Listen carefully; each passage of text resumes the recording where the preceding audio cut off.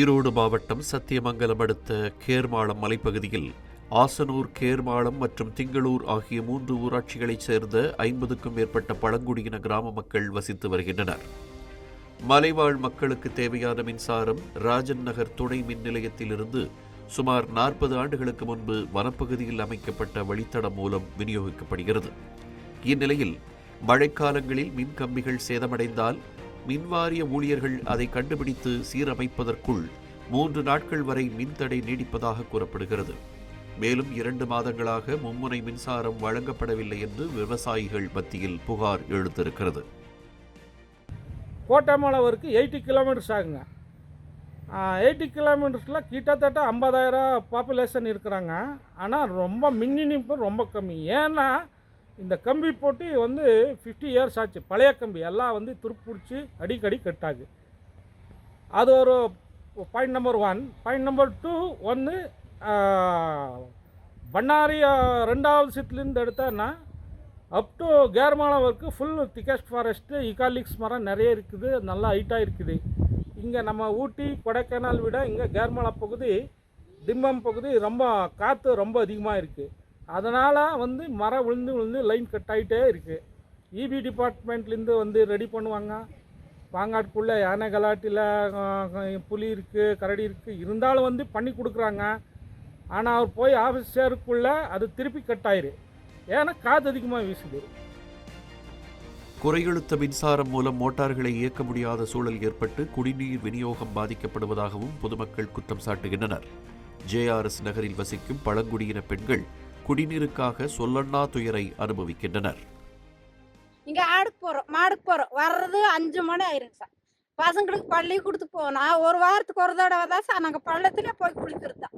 பசங்களை அந்த ஞாயிற்றுக்கிழமை வந்தால் தான் நாங்கள் பள்ளத்தில் போய் பசங்களுக்கு குளிக்க வச்சு அப்புறம் தான் நாங்கள் பள்ளிக்கூடத்துக்கு அனுப்ப முடியும். அப்படி இருந்துட்டு நாங்கள் எப்படி சார் செய்ய முடியும்? இந்த காற்று அடித்தா 2 வாரமாக கரண்ட்டும் வர்றது இல்லைங்க, தண்ணி இல்லை. இங்கே ஒரு போர் போட்டாங்க, அந்த போருக்காரரும் எங்களுக்கு தண்ணி விடுறது இல்லைங்க. காற்று அடித்தா கரண்ட் போயிருங்க. கரண்ட் போனானா அப்புறம் தண்ணியிலே ஒன்றும் இல்லைன்னு சொல்கிறாங்க சார். அவ்வளோதாங்க. கரண்ட் எத்தனை நாளைக்கு போகும்? 3 நாளைக்கு போயிருங்க. ஆமாம், 3 நாளைக்கு போய் வர கஷ்டங்க. ஆமாம், ஒரு வாரம் ஆகுதுங்க. காலி குடங்களுடன் சுமார் 2 கிலோமீட்டர் தொலைவில் உள்ள யானை வழிப்பாதையை கடந்து சென்று பாறை இடுக்கில் தேங்கும் தண்ணீரை சேகரிக்கும் நிலைக்கு பெண்கள் தள்ளப்பட்டிருக்கிறார்கள். மேலும் குறையழுத்த மின்சாரம் காரணமாக ஆரம்ப சுகாதார நிலையத்தில் குளிர்சாதன பெட்டியில் வைக்கப்பட்டுள்ள உயிர்காக்கும் மருந்துகளை பாதுகாக்க முடியாத நிலை ஏற்பட்டிருக்கிறது. சின்ன பசங்க தண்ணி இல்லை, நம்ம குளிக்கிறதுக்கும் இல்லை, ஒன்றும் இல்லை சார். அந்த மாதிரி பிரச்சனை இருக்கிறோம். அதனால கரண்ட் இல்லைன்னா தண்ணி இல்லை. கரண்ட் இந்த மழை இதில் நிறைய காற்றடிக்குது, அதனால கரண்ட் இல்லை. இந்த மாதிரி பிரச்சனையில் நாங்கள் இருக்கிறோம் சார். அதனால தயவு செஞ்சு பண்ணி கொடுங்க அப்படி சொல்கிறோம்.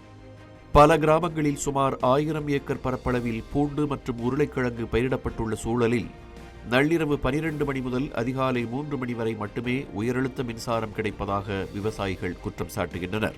பயிர்களுக்கு தேவையான தண்ணீர் பாய்ச்ச முடியாததால் அவை கருகி வருவதாகவும் பல கோடி ரூபாய் இழப்பு ஏற்பட்டுள்ளதாக விவசாயிகள் வேதனை தெரிவிக்கின்றனர். அவர்களுக்கு உரிய நிவாரணத்தை தமிழக அரசு வழங்க வேண்டும் என்றும் வலியுறுத்துகின்றனர். சுஜில்கரை உள்ளிட்ட பகுதிகளில் சில மணி நேரம் மட்டுமே மின்சார விநியோகம் செய்யப்படுவதாக கூறப்படுகிறது. இதனால் இரவு நேரங்களில் மெழுகுவர்த்தி வெளிச்சத்திலும் செல்போன் டார்ச் ஒளியிலும் படிக்க வேண்டிய அவல நிலை பழங்குடியின மாணவர்களுக்கு ஏற்பட்டிருக்கிறது. இப்போ ஒரு யாராருக்கு உடம்பு சரியில்லைனால இதே பார்க்க முடியலன்னா நாங்கள் விவசாயம் பார்க்க முடியும். குடிக்கிறதுக்கு தண்ணி இல்லைங்க, போய் வெளியே அங்கே இங்கே குட்டையிலேருந்து எடுத்துகிட்டு வர்றோம். மோட்ரு வோல்டேஜ் எடுக்கிறதில்ல. இந்த மாதிரி நிறைய பிரச்சனை இருக்குங்க. நாங்களே நிறைய வாட்டி கம்ப்ளைண்ட் பண்ணியிருக்கோம். மெயினாக எங்களுக்கு இபி ப்ராப்ளம் ரொம்ப இஷ்யூவாக இருக்குது. இப்போ ராஜநகர்லேருந்து இங்கே வர்ற வரைக்கும் 110 120க்கு மேலே மினிமம் பண்ணாலும் 160க்கு மேலே வோல்டேஜ் இங்கே வந்ததே கிடையாதுங்க.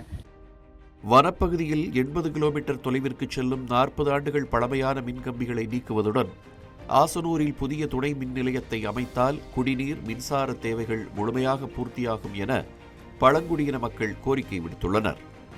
மலைவாழ் மக்களின் கோரிக்கைக்கு தவேக அரசு உடனடியாக செவிசாய்க்க வேண்டும் என்பது அனைவரின் எதிர்பார்ப்பாக உள்ளது. தமிழ் ஜனம் செய்திகளுக்காக சத்தியமங்கலத்தில் இருந்து செய்தியாளர் மகேஷ் பாண்டியன். தமிழ் ஜனம் சேனலை சப்ஸ்கிரைப் பண்ணாமல் பார்த்துட்டு இருந்தீங்கன்னா மறக்காமல் சப்ஸ்கிரைப் பண்ணிடுங்க.